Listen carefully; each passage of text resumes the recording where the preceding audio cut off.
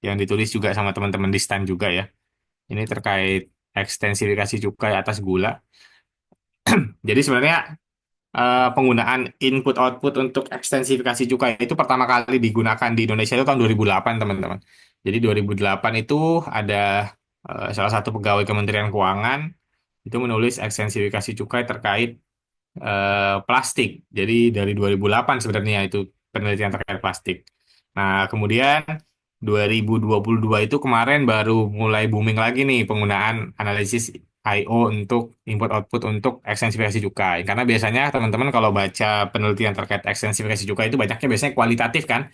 Biasanya yang sifatnya kualitatif, analisis hukum gitu, analisis kebijakan publik gitu. Nah, beberapa tahun kemarin itu mulai dicoba yang sifatnya kuantitatif gitu, supaya ada sedikit perbedaannya. Itu juga teman-teman dari PSKT juga yang menginisiasi. Oke, ini jadi penelitiannya ini disusun oleh saya, terus ada Sesa, sama ada Didik ya, terkait trade-off ekstensifikasi cukai atas gula, terus kita akan melihat analisis dampak perekonomiannya. Nah, ini yang dimaksud trade-off itu apa? Jadi kita lihat ke sampingnya. Jadi ketika kita membahas ekstensifikasi cukai, teman-teman, ada dua aspek yang harus kita lihat ya. Yang pertama adalah potensi nilai ekstensifikasinya atau berapa sih nilai pajak yang kita dapatkan dan apa dampaknya terhadap ekonomi. Nah, sederhananya gini, teman-teman. Ketika teman-teman menarik pajak atau teman-teman mengambil pajak dari masyarakat, berarti kan ada kelebihan atau ada insentif ekonomi dari masyarakat yang digeser ke pemerintah gitu ya. Jadi misalkan teman-teman punya uang 5.000 terus pajaknya 1.000 gitu. Berarti kan teman-teman tinggal punya 4.000 ya. 1.000-nya itu kan hilang dari teman-teman gitu kan.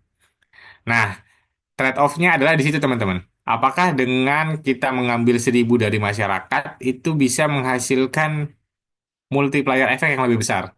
Nah, ini kaitannya ya dengan pemberjelasan sebelumnya. Maksudnya gini, ketika 1.000 itu digunakan untuk membangun infrastruktur, 1.000 itu dipakai buat bikin bikin jalan, dipakai buat bikin pengairan, dan lain sebagainya ya.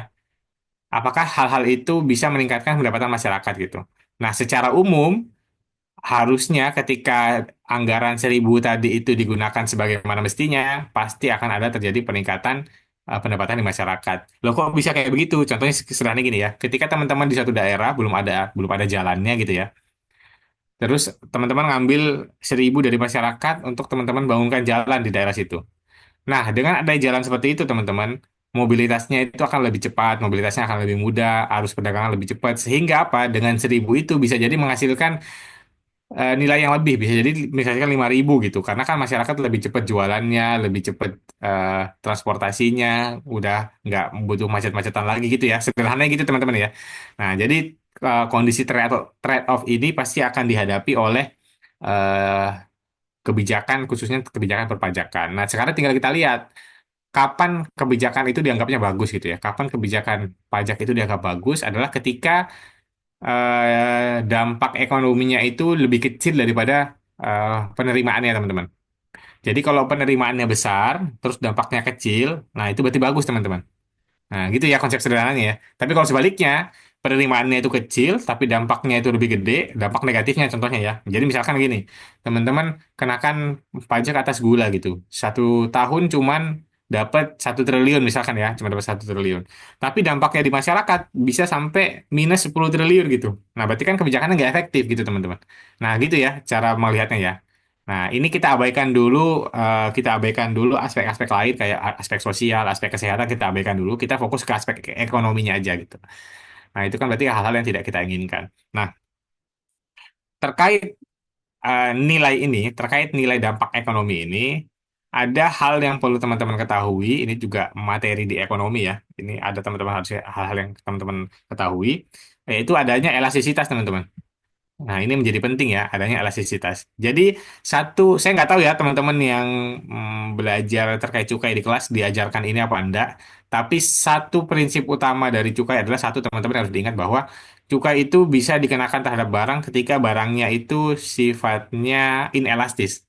Oke, dicatat ya teman-teman. Ini kayaknya udah nggak diajarin lagi sekarang, tapi itu menjadi penting bahwa cukai itu akan bermanfaat dikenakan ke masyarakat ketika barangnya itu sifatnya inelastis. Artinya apa, teman-teman? Ketika barang itu dikenakan pajak berapapun, permintaannya itu tidak akan terlalu banyak menurun gitu ya. sederhananya. Nah, jadi gini ya logikanya adalah gini. Misalkan teman-teman harga gula misalkan 10.000 teman-teman, harga gula 10.000 gitu ya, 10.000 ya. Terus teman-teman kenain pajak 1.000 gitu. Nah, logikanya adalah ketika kita kenaikan harganya karena pajak jadi 11.000, harusnya kan permintaannya turun ya. Nah, tapi karena sifat barangnya itu inelastis, makanya permintaannya nggak turun teman-teman. Jadi tetap aja 11.000 gitu. Jadi kita dapat 1.000 penerimaan negara, tapi tidak ada pengaruhnya terhadap permintaan gula gitu ya. Permintaan gula gitu.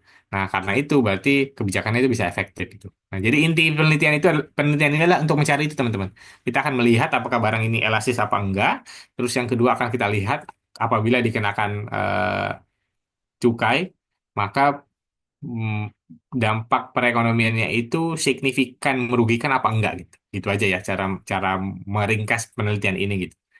Nah, nanti metodenya pakai input output gitu. Nah, kuncinya itu ya teman-teman ya. Ini di slide ini cuman panduan secara umum aja, tapi inti dari semuanya itu adalah di situ. Teman-teman harus melihat dulu dia elastis apa enggak. Kalau dia elastis berarti sangat rentan apabila dikenakan cukai, dia harus inelastis. Kemudian berikutnya baru kita lihat apakah nilai penerimaan negara yang kita terima itu lebih besar daripada dampak ekonomi yang dirasakan oleh masyarakat. Gitu ya, teman-teman. Oke, untuk sampai sini ada